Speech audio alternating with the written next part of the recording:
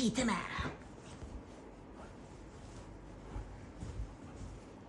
Tita na.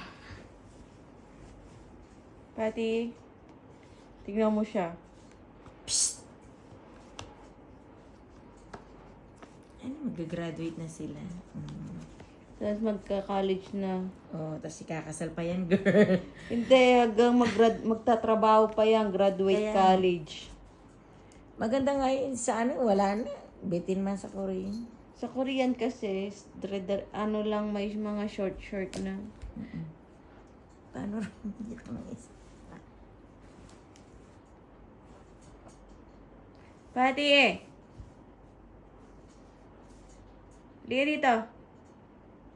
Come here. Hindi ka. Bili mo.